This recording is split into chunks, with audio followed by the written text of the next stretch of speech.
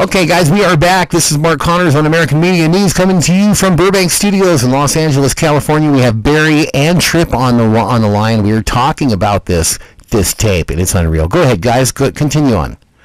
Who wants to go first? Barry, go ahead first. Were you speaking, Barry? You were speaking. Well, I was just speaking of you were mentioning about how the Jeep was able to go through, and they just let him go through carte blanche. You asked me if I've ever arrested somebody, put them in the back of a car, right? Yeah, and let them use the phone. No, that doesn't happen. Well, they don't get to communicate with anybody until after you get them to where they're supposed to be. Because you don't want them to say, "Hey, I'm going to be. I've just got arrested here on 4th and State Street. And you be there waiting for me." No, that's not going to happen. Okay, so they did that to Ammon Bundy. When they arrested him, they let him call his wife right there in the back of the squad car. Which I don't understand, because nowadays, if you arrest somebody, the cuffs are going into the back. You're cuffing them from behind.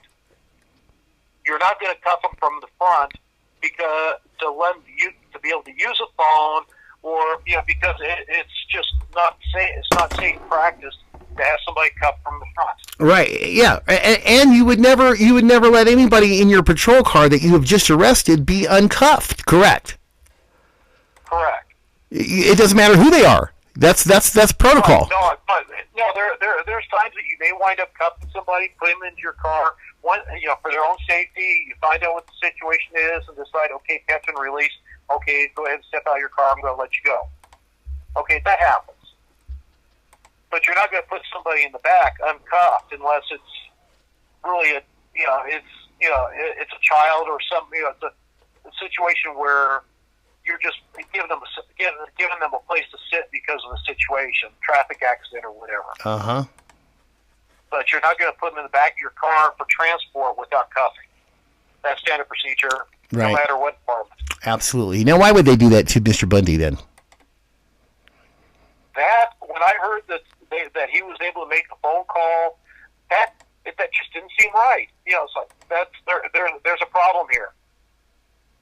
And what would that problem be, Barry? Where are you going with that? Well, there's somebody, either somebody's not telling the truth, or you have some very inexperienced law enforcement. But even the most inexperienced, when they come fresh out of the academy, know that you handcuff somebody from behind. You don't handcuff them from the front. And if you're handcuffed from the front, trying to get to your phone and being able to manipulate, make calls is difficult, even when you're not restrained. And here it is, they're saying, well, okay, he's in the back of the car, and he made a phone call. How could that have happened? I don't understand that part. Okay, Barry, let me ask you another question from your law enforcement experience. If you were arrested last month and you had a gun charge on you for possession of illegal firearm in that city, like Mr. Santilli did, this is where I want to check. I want to ask you about this. Mr. Santilli was arrested on a firearms charge, and he was released. How does that happen?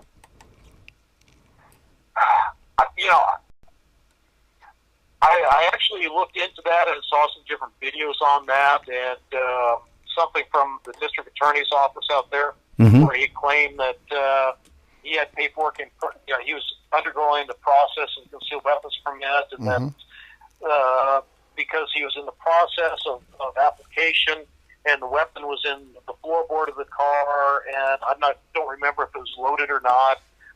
Yes, it was. It was loaded. Okay, but they decided that because he already went through the application process, that they were going to basically just go ahead and kick him loose, because under the pretense of, well, he was probably going to get it anyway. But the problem that I see with that is that I'm familiar with a few different. I don't know about Ohio, but I'm familiar with some states. You definitely cannot have you cannot have the benefits of concealed weapon permit until you have that permit.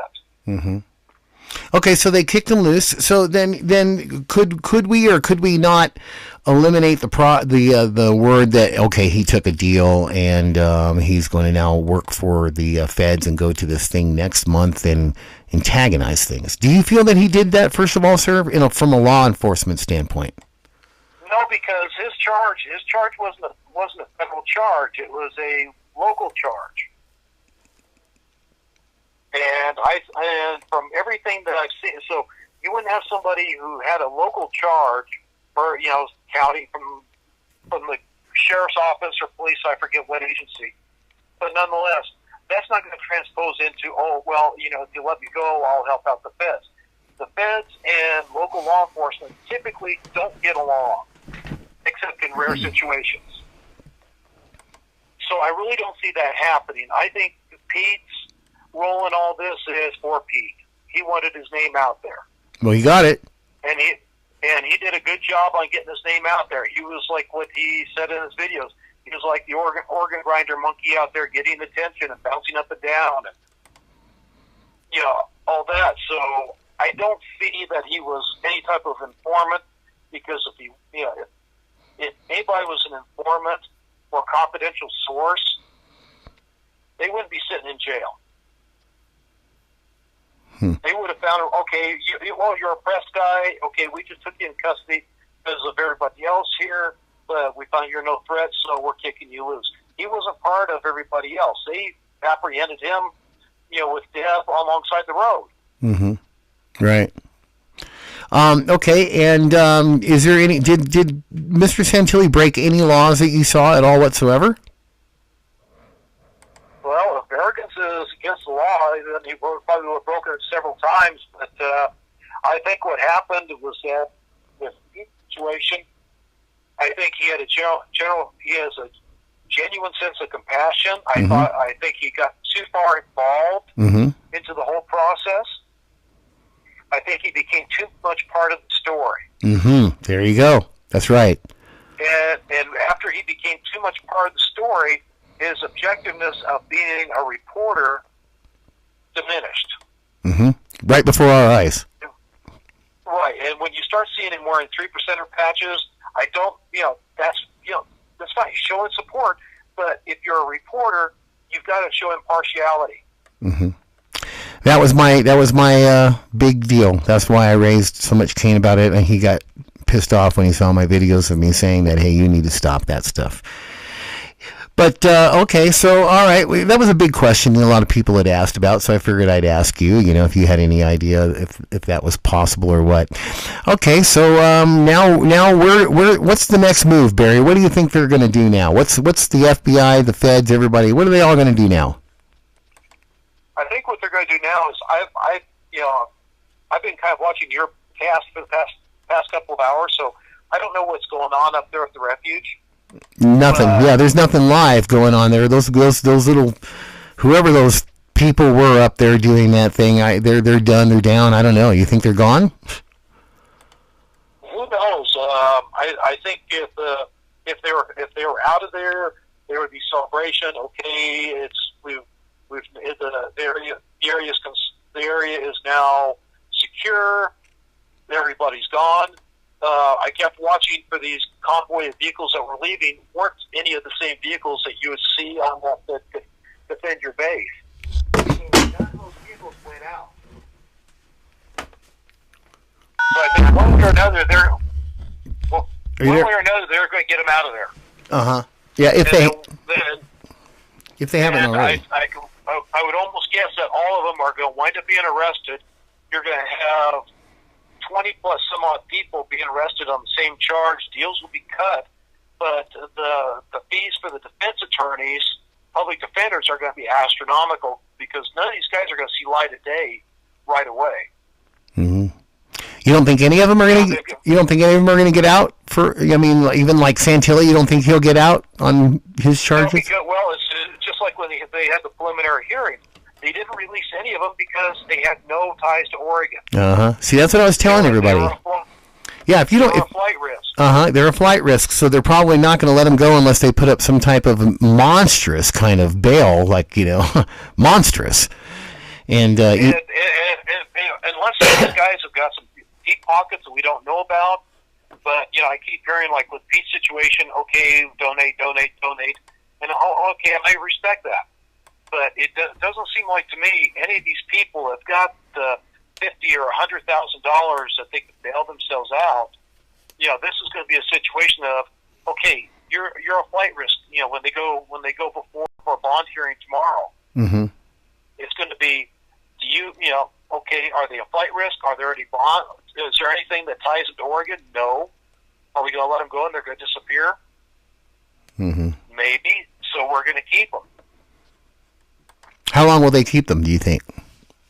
I don't know, because my experience hasn't been that much with federal, dealing with prisoners with true federal charges, felonies, yes, but, this is a federal case. Mm-hmm. That's why he's in federal custody, right, Barry? Would you explain it? That's why he's in federal custody at this time, not county.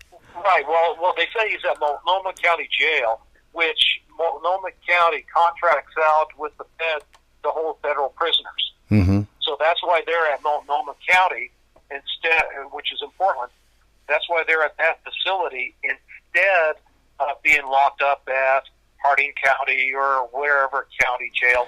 Uh-huh. That's the contracted federal prison, and you've got the federal court right next to the jail there in Portland. Hey Barry, I'm Barry. You know what, Barry? Something that you pointed out to me a little while ago, I just now saw proof of. Let me see here. Let me see something. If you guys look at the gentleman laying in the snow, poor guy, he's got his knees up in the air. He's got his arms out. Now, if you look at the video footage, now you said a little while ago that he may still be alive. If you look at the video footage, his body is in a complete different position now.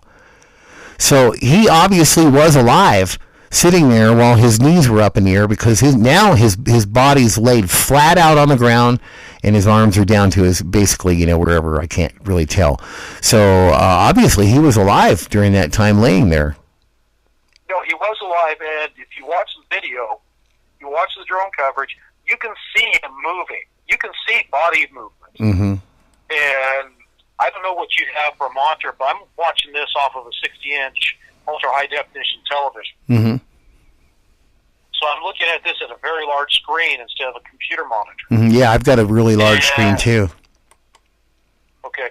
So looking at it at a large screen, and you television and watch him, you can see that he's moving, but nobody's coming up to him. Unbelievable. Well, Barry, I appreciate you calling in on the show. And Trip, you want to say anything to Barry real quick? And then I'll put you guys together so you guys can exchange information. But Trip, you want to say anything? You there?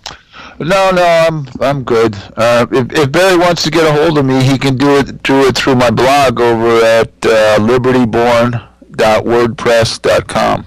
Go ahead one more time, Trip. Say it again so he can get a chance to write. LibertyBorn, BORN.wordpress.com. My real name is TJ McCann. Okay. Also, AKA Spike. Yeah. Barry, thank you so much for calling in on the show. Spike, thank you for calling in on the show. Gentlemen, it's been fantastic talking to you, breaking down this thing here. I really appreciate your help, and hopefully it'll help other people understand what's going on here. Now, we've had law enforcement on the phone tonight. We've had all kinds of people looking at this thing, breaking it down all over the world, actually. People are looking at this. But I'm pretty sure that we got a pretty in-depth look at what happened here. We're pretty convinced that this is a cold-blooded, basically just a shooting of an innocent man standing there with his hands up. That's what we've come to. Guys, it's Mark Connors on American Media News. Thank you for joining us, and we'll see you tomorrow. Remember, you can join us from Monday through Friday from 7 p.m. to 10 p.m. Pacific Standard Time. This is Mark Connors signing out. Have a great day.